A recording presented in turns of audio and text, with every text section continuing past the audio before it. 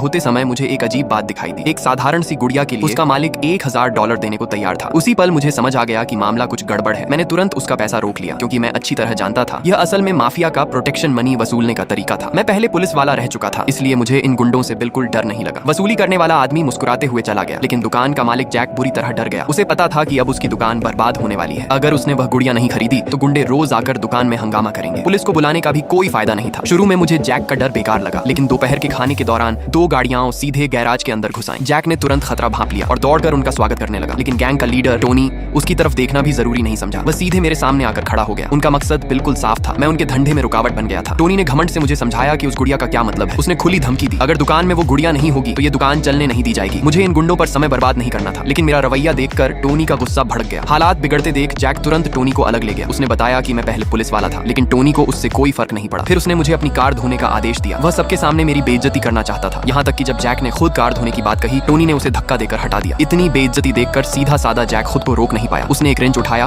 और टोनी से लड़ने के लिए तैयार हो गया। माहौल पूरी तरह विस्फोटक होने वाला था, लेकिन मैंने तुरंत बीच में आकर जैक को रोक लिया, क्योंकि मैं पहले भी किसी को पीटने की वजह से जेल जा चुका था और अब मैं नहीं चाहता था कि मेरी वजह से जैक की जिंदगी भी बर्बाद हो जाए। इसलिए मैंने अपनी इज्जत निगल ली। सबकी नजरों के सामने मैंने चुपचाप सामान उठाया और टोनी की कार धोना शुरू कर दिया। ये वही सबक था जो मैंने जेल के 10 सालों में सीखा था। लेकिन तभी जब मैं कार धोने में व्यस्त था, एक काली सेडान गैराज के बाहर आकर रुकी। टोनी का बॉस कार से बाहर उतरा और उस समय मुझे बिल्कुल अंदाजा नहीं था कि यही आदमी मेरी पूरी जिंदगी बदलने वाला है।